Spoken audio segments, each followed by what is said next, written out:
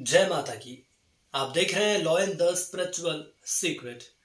और हर बार की तरह इस बार भी हम आपके बीच मौजूद हैं कुछ खास और बेहद जरूरी, जी हाँ, जरूरी जानकारी लेकर।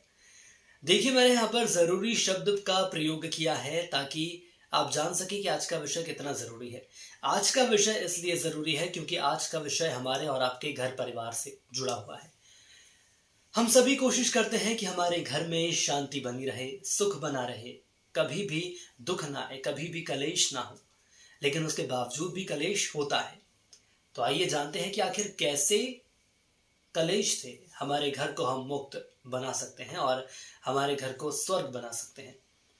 ये कार्य करते चले जाओ तो घर स्वर्ग बन जाएगा। जी हाँ, आज हम जानेंगे ऐसे कौन से काम हैं जिसको करने के बाद घर स्वर्ग बनता है। लेकिन उसके पहले घर में परेशानियां हैं, धन नहीं रुकता, घर में शांति नहीं रहती है, लड़ाई झगड़े चलते रहते हैं, नौकरी की दिक्कत है, सास बहू की दिक्कत है, पिता पुत्र की दिक्कत है, घर में सुख और शांति नहीं रहती, घरेलू विवाद बने रहते हैं, हर मुमकिन कोशिश करने के बाद भी आगे नहीं बढ़ पा रहे हैं, हर कोशिश करके देख ली लेकिन उसके बाद भी स्थिति वही की वही बनी हुई है।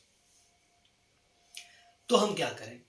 ऐसे में हमें विचार करने की जरूरत है, मंथन करने की जरूरत है। आखिर कमी कहां आ रही है? हर इंसान यही चाहता है कि प्रभु के दिए हुए इस अमूल्य जीवन को अच्छे से जिए, घर में सुख शांति के साथ उन्नति भी बनी रहे। लेकिन हम आगे अगर नहीं बढ़ पा रहे हैं तो सोचना होगा। उन्नति नहीं हो पा रही है, बरकत नहीं हो पा रही है तो सोचना होगा क्या कमी आ रही है, क्या कमी हमारे प्रयासों में है। तो आज जैसे तमाम सवालों के जवाब आपको इस वीडियो में हम देने वाले हैं। इस वीडियो को आप पूरा देखिएगा, उसके बाद आप खुद जान जाएंगे कि कमी पेशी कहां पर आ रही है। दरअसल आज हम आपको उपाय बताने वाले हैं जिसके बाद आपकी सारी समस्याएं खत्म हो जाएंगी। आपको यह उपाय कुछ वक्त तक करना है। कहने का मतलब है कि भक्त यह जानना चाहते हैं कि कितने समय तक हमें ये उपाय करने होंगे। कुछ ऐसे खास उपाय हैं जो कि आप करिए। तो देखिए क्या होता है कि उपाय 2 महीने तक आपको करना है, लेकिन उसके बाद भी आपको यह उपाय करना है। अगर आप चाहते हैं तो आप ये उपाय कर सकते हैं, नहीं तो समय अवधि रहती है कि 2 महीने का वक्त पर्याप्त है। आप 2 महीने में ये उपाय कर सकते हैं। बहुत से ऐसे भक्त हैं जिन्होंने इस उपाय को लेकर अपने अनुभव भी हमारे साथ साझा किए हैं, इसीलिए ये जानकारी लेकर हम आपके बीच मौजूद हैं। उपाय करने के बाद उनके जीवन में बहुत परिवर्तन आया। न सिर्फ उनके जीवन में परिवर्तन आया बल्कि उनके जीवन से जुड़े जो लोग हैं उनके जीवन में भी खासे परिवर्तन देखने को मिले हैं। और भक्त कई ऐसे हैं जो अभी तक ऐसे उपाय कर रहे हैं, कई ऐसे भी भक्त हैं। देखा आपने उपाय की कितनी महिमा है। चलिए, उपाय बेहद गुप्त है। आपने सुना होगा कि गुरु अपने शिष्य को खास मंत्र देते हैं। बेहद विश्वास पात्र लोगों को ही वो ऐसे उपाय बताते हैं, ऐसे मंत्र बताते हैं। और यदि आप आम व्यक्ति के तौर पर जाएंगे तो आपको जानकारी नहीं मिल पाएगी, ना ही गुरु मंत्र मिल पाएगा। गुरु दक्षिणा लेनी होगी उसके लिए। और यह उपाय आपको हर कोई नहीं बताएगा। गुरु दक्षित हो, भले ही गुरु दक्षिणा हो या इसके अलावा दूसरी बात हो, यही भले ही वो आपके गुरु हैं, वो भी आपको नहीं बताएंगे। लेकिन हमारे हिसाब से हर भक्त तक ये जानकारी पहुंचनी चाहिए जो कि अपने जीवन से परेशान है। हमारी कोशिश यही रहती है कि हम उसे सही रास्ता दिखाएं। देखिए, प्रभु ने हम सभी को जीवन दिया है तो हमें इसे अच्छे से जीना है, न सिर्फ इसे काटना है। मैं हमेशा ये कहता हूं कि जीवन जीने के लिए मिला है, काटने के लिए नहीं। इसलिए यह उपाय आप तक पहुंचाना जरूरी है। देखिए, कुल देवी, कुल देवता या पितृपक्ष सभी का खुश होना बेहद जरूरी है। लेकिन क्या आपको पता है कि यह सारी समस्याएं क्यों आती हैं? ये सारी समस्याएं इसलिए आती हैं क्योंकि हमारे कुल देवी और हमारे देवता के साथ साथ हमारे पितृपक्ष नाराज रहते हैं हमसे। आपको अपने कुल देवी देवता को प्रसन्न करना बेहद जरूरी है। कई भक्तों के कुल देवी और देवता जल्द प्रसन्न हो जाते हैं और एक बार में प्रसन्न हो जाते हैं और वो आपकी झोली में हर आपकी मनोकामना जो है वो पूरी कर देते हैं, आपकी झोली खुशियों से भर देते हैं। लेकिन आपको उनको खुश करना जरूरी है।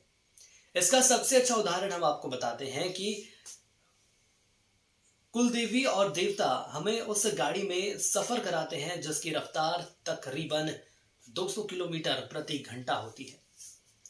और एक बार आप इस रफ्तार की सवारी में सवारी करेंगे तो जो सफर हम 10 साल में तय करने वाले हैं, कहने का मतलब है कि जहां तक हम 10 साल में पहुंचेंगे कुल देवी कुल देवता के आशीर्वाद से, कृपा से हम वो सफर मात्र 1 साल में तय कर लेंगे। समझे आप? तो आप आगे नहीं बढ़ पा रहे हो तो आपको कुल देवी और देवता का पूजन करना होगा, उन्हें खुश रखना होगा। लेकिन हमें पता होना चाहिए कि आखिर हम उनका सही पूजन कैसे करें। कई दफा ये जानकारियां गलत रहती हैं कि पूजन कैसे किया जाता है, वो पूजन भी नहीं लगता।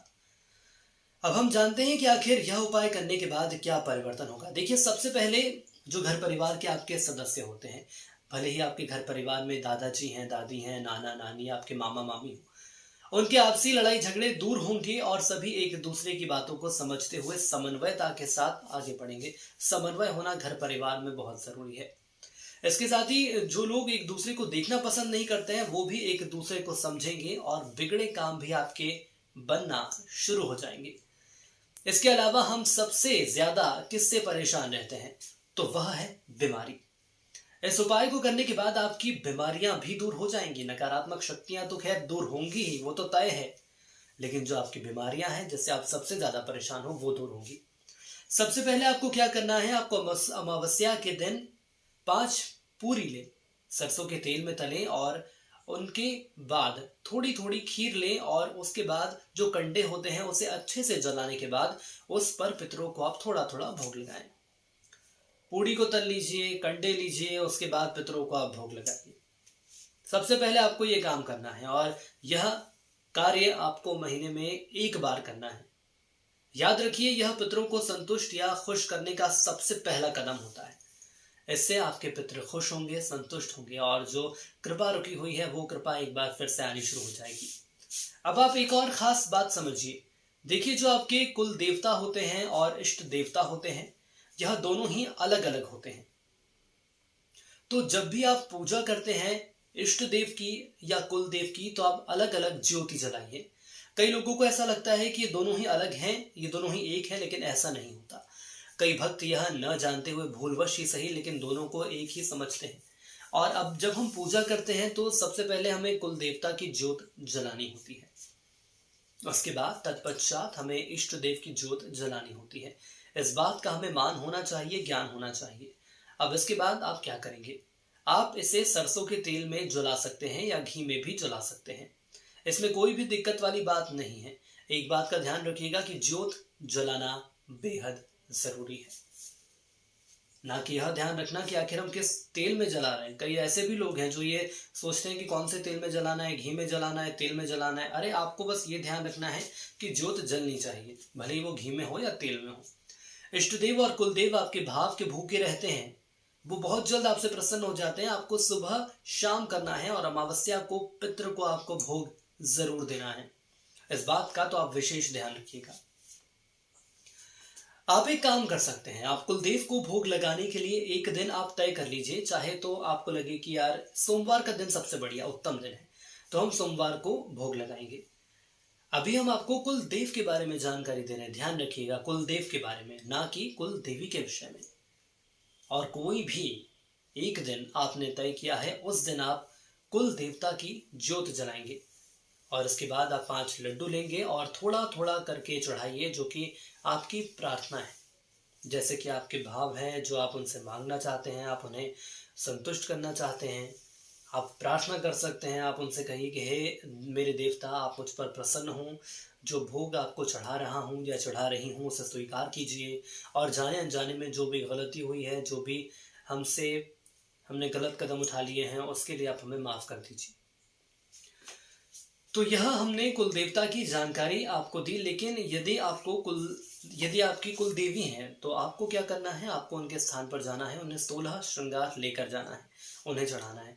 देखिए, कई लोग हैं जिनके कुल देवता होते हैं और कई ऐसे लोग हैं जिनकी कुल देवी होती है, हमारी कुल देवी है।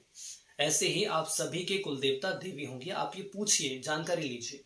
इसके साथ 16 श्रृंगार के बाद आपको मिठाई और नारियल चढ़ाना है, प्रार्थना करना है कि जो भी मेरी समस्या है वो दूर हो जाए, भोग को स्वीकार करें। इस तरह आपको ये कार्य करना है, तो मानकर चलिए कि आपकी सारी समस्या दूर हो जाएगी और जो धन धान्य का रास्ता है वो आपका खुल जाएगा। लेकिन साथ ही साथ जो घर परिवार में छोटी छोटी बातों पर कलेश होता है, वो सारे कलेश खत्म हो जाएंगे। बस इतना करिए, कुल देवी देवता और अपने पितृदेव को ज़रूर आप खुश रखें, संतुष्ट रखें। वो ज़्यादा आपसे कुछ नहीं माँगते, वो सिर्फ़ आपके भाव के भूखे रहते हैं कि भैया जो मेरे जिनको मैं देख रहा हूँ, क्या वो उनको मेरे लिए प्यार है, मेरे लिए कृपा है मन में, या मुझे वो पूछते नहीं हैं। बस ये छोटी-सी बातें ध्यान रखेंगे, ज़रूर आपके बिगड़े काम बनेंगे। आज के लिए इतना ही। जय माता की।